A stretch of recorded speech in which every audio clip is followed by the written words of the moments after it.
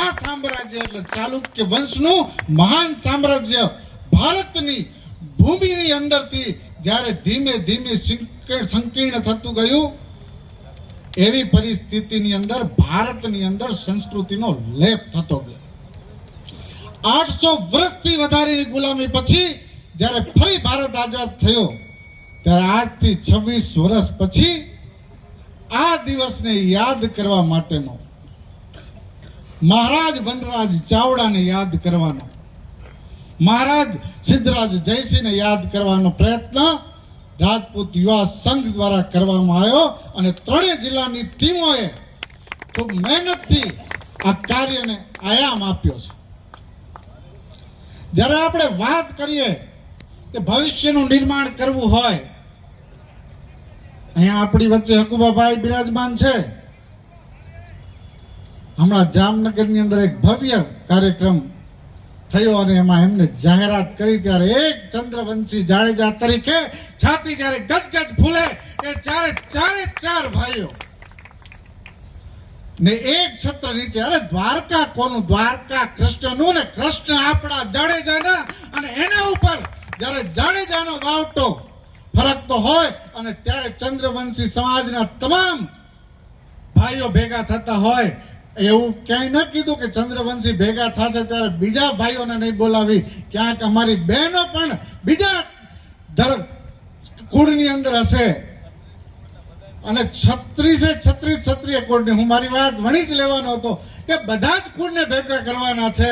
કારણ કે ગુજરાતની અંદર જો સૌથી વધારે રાજપૂતોનું દાયિત્વ હોય તો એમાં સૌથી વધારે દાયિત્વ હોય, કારણ કે 5 થી 8 જિલ્લામાં ફેલાયેલો સમાજ જાડેજા સમાજ છે. એટલે એનું પ્રથમ કર્તવ્ય છે કે બધા જ સમાજના ભાઈઓને એકત્રિત કરી અને દ્વારકાથી મોટું સ્થળ શું હોય કે જે દ્વારકાને યાદ પણ 5000 વર્ષનો ઇતિહાસ યાદ કરીએ ત્યારે એની અંદર એ ગીતા કહેનારો આપણો દાદો વસે છે અને દાદાની ભૂમિ ઉપર આપણો અબાધિત અધિકાર છે. એ સિદ્ધ કરવા માટેનો જે પ્રયત્ન હકુબાભાઈ દ્વારા થયો છે એને આપણે અહીંયાથી ખૂબ તાળીઓના ગડગડાટથી વધાવીશું.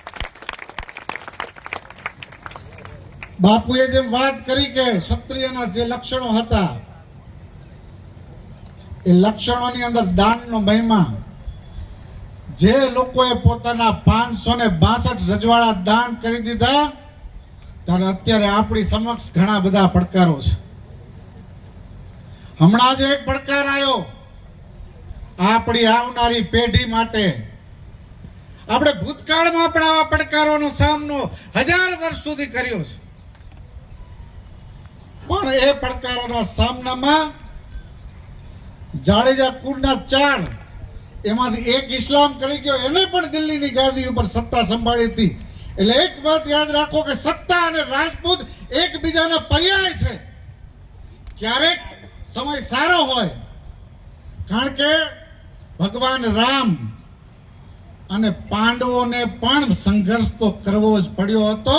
તો આપણે તો એમના એક પહાડની એક રજકણ સમાન છીએ, એટલે આપણે પણ સંઘર્ષ તો કરવો જ પડશે કે આપણા પૂર્વજોએ 562 રજવાડા બલિદાન કર્યા છે. ત્યારે અહીંયા આપણા સર્વની ધરોહર, આ ઇતિહાસનું ભવ્ય નજરાણું એવા પાટણની અંદરથી આપણે સંકલ્પ કરીએ કે જયેન્દ્રસિંહ જાડેજા સાહેબે જે મોહન સમાજને જાગૃત કરવાની લીધી છે. સંગઠનો ઘણા છે, બધાનું પોતપોતાનું કાર્ય હોય, પણ પાયો શું છે? પાયો આપણા ઇતિહાસને આપણે ન ભૂલીએ અને આપણી સંસ્કૃતિને જાળવી રાખીને આપણે આવનારા સમયની અંદર શૈક્ષણિક ક્ષેત્રે, સામાજિક ક્ષેત્રે, અને જ્યારે હમણાં આપણા એનાઉન્સર વડીલે કીધું કે દાન વગર તો કાંઈ ચાલશે નહીં. તમે વિચાર કરો, અત્યારે 2 વસ્તુની કિંમત સૌથી વધારે વધે છે. એ તો દીવા જેવી વાત છે ને, જમીનો અને સોનું. અને હું છાતી ઠોકીને કહું છું કે આ 2 વસ્તુ સૌથી વધારે કોઈ સમાજ પાસે છે તો એ રાજપૂત સમાજ પાસે છે. મહેરબાની કરીને બે તાકાત જે તમારી આર્થિક છે ને એને સાચવી રાખજો. ક્યાંક થોડીક લાલચમાં આયા વગર, ક્યાંક દીકરીનો પ્રસંગ હોય, દીકરાનો પ્રસંગ હોય, હું કહેવા માટે નાનો છું, પણ હું એક વિનંતી કરીશ કે પ્રસંગ સાદગીથી કરજો, પરંતુ કાંઈક ગુમાવી અને ખોટા અહમ દેખાડવામાં, આ દેખાડો કરવા માટે મોટા મોટા પ્રસંગો કરી અને આવનારી પેઢીનું અહિત ન કરતા, કારણ કે હવેના સમયમાં સોનું અને જમીન એ તમારી તાકાત છે. અને ત્રીજી તાકાત જે આપણા મુરબ્બીઓ અહીંયા બેઠા છે એ સંગઠનના મંત્રની વાત કરે છે.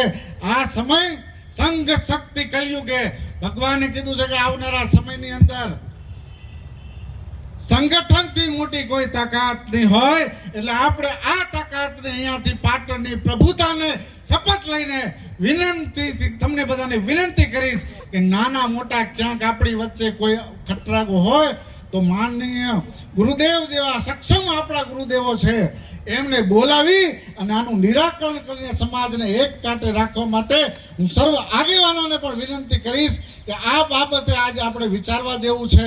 કારણ કે યુજીસી જેવી બેટર સૌથી વધારે કોઈને ખૂંચે એવી હોય તો એ આપણા સમાજને છે. કારણ કે બીજા બચારા સવર્ણ સમાજના લોકો તો દબાઈ કચડાને આપણો દીકરો હશે એ પ્રતિકાર કરશે, અને પ્રતિકાર કરશે એટલે એ જેલમાં જશે. એટલે યુજીસી ના મામલે કોઈ પણ જાતનું સમાધાન સાકી નથી લેવાનું. એ સંઘર્ષ સમગ્ર રાજપૂત સમાજે કરવો પડશે. સવર્ણ સમાજની આગેવાની રાજપૂત સમાજે લેવી પડશે. એનું કારણ એટલું છે કે બીજા સમાજ છે એ વેપારી સમાજ છે, બ્રહ્મ સમાજ છે જે આપણને માર્ગદર્શન આપશે, પણ એ લડવા માટે સક્ષમ નથી. લડવા માટેનું આપણી પરંપરા છે. એટલે આપણે આપણી સાથે છતાં છેલ્લા 30 વર્ષના અન્યાયની સામે પડકાર બનીને ઊભું રહેવાનું છે. એટલી જ મારી વાત કરીને વિનમીશ, કારણ કે ઘણા બધા આપણા મુરબ્બીઓને આપણે સાંભળવાના છે. એટલી જ મારી વાત કરીને વિનમીશ. જય માતાજી, જય ભવાની.